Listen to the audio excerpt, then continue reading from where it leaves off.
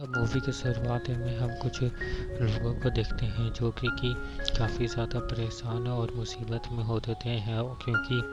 ये हज़ारों साल पहले दुनिया में एलियंस का हमला हुआ था और एलियंस ने इंसानों को मार दिया और या तो इंसानों को मारा नहीं तो अपना गुलाम बना लिया और सब कुछ बर्बाद कर दिया। दुनिया में जितने भी शहर का सारी चीज़ें थे, सारी की सारी चीज़ जो को उन एलियंस ने बर्बाद और तबाह कर दिया और अर्थ के ऊपर कब्जा कर लिया। और जो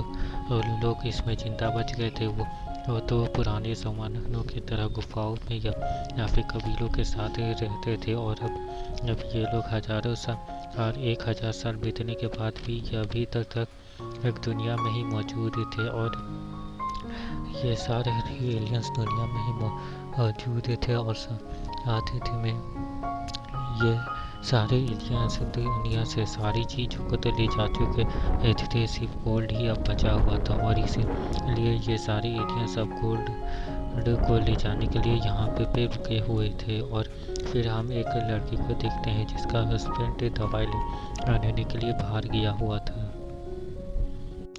और उसका नाम जॉनी होता है। और उसका हस्बैंड जिसका नाम जॉनी है वो काफ़ी दिनों पहले अपने फादर की बीमारी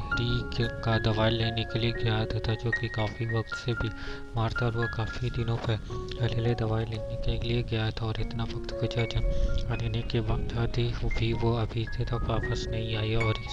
वो इसकी वाइफ रोज उसका आने का इंतज़ार करती थी कि आखिर कब वो आएगा और उसका इंतज़ार खत्म होगा। लेकिन सारे ये लोग उसे समझाते कि अब वो कभी भी दोबारा नहीं आएगा क्योंकि हो सकता है कोई और एलियंस ने उसे पकड़ लिया हो या फिर उसे मार दिया हो। लेकिन वो लड़की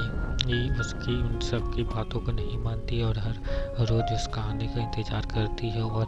आखिरकार एक दिन उसका इंतज़ार ख़त्म ही हो जाता है जब वो लड़का जैक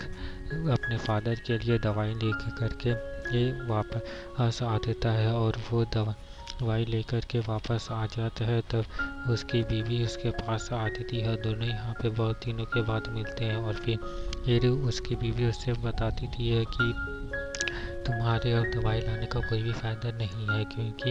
ये तुम्हारे फादर अब मर चुके हैं। और अपने फादर की डेथ की बात को सुनकर के वो काफ़ी ज़्यादा तो गुस्सा और नाराज़ हो जाता है क्योंकि वो बहुत ज़्यादा मुश्किलों से उस दवाई को लेकर के आया था ताकि उसके फादर जिंदा रह सके। लेकिन अब वो मर चुके थे जिसके बाद फिर हम यहाँ के हालातों को देखते हैं जो कि काफ़ी ज़्यादा ख़राब होते हैं। ना ही यहाँ पे फ्यूचर के लिए कोई चीज़ होती है, कोई एजुकेशन या टेक्नोलॉजी जैसी चीज़ होती है जिससे ये लोग फ्यूचर को नहीं बना सकते हैं। और ना ही यहाँ पे इन लोगों के पास अच्छा काम करना होता है, ना ही रहने के लिए अच्छी चीज़ें होती थी। ये लोग बस एक जानवरों की तरह गुफा में रह रहे होते हैं। और इसीलिए इनके ख़राब हालातों को देख करके वो लड़का अपने कबीले के सरदार के पास जाता है और उसके पास जा कर के उससे कहता है कि अब हमें इस जगह से कहीं और चले जाना चाहिए जहाँ पे हम लोग अच्छे से रह सकें, अच्छे से अपनी ज़िंदगी को गुजार सकें कि जहाँ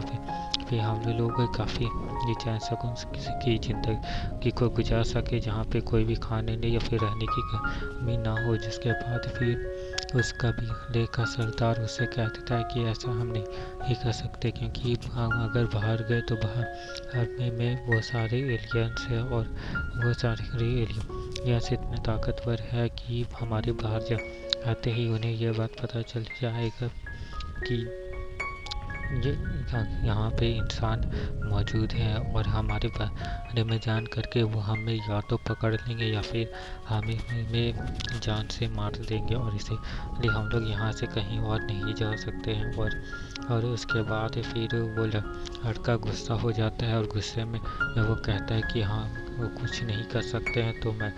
कुछ करूँगा, मैं यहाँ इसका कोई ना कोई रास्ता निकालूँगा ताकि हम लोग चैन से रह सकें। जिसके बाद उसके कबीले का सरदार कहता है कि हम ऐसा नहीं कर सकते क्योंकि अगर हमने ऐसा किया तो फिर हमें मार दिया जाएगा। और इसीलिए तुम अब अपनी इसी किस्मत को एक्सेप्ट करो और अपनी ज़िंदगी को इसी तरह से गुजारो। उसके बाद फिर वो गुस्से में आकर के अपने घोड़े में बैठता है और उस घासों से बाहर ही चले जाते हैं, यानी कि कबीले को छोड़ करके गुस्से में वो घोड़े में सवार होकर के बाहर चली जाता है। जिसके बाद उसकी बीवी उसके पास ही आती थी है और उसे कहने लगती है कि तुम इस तरह की बेवकूफ़ी मत करो, अब यह ही हमारी ज़िंदगी और अब हमें इसे एक्सेप्ट करना होगा। लेकिन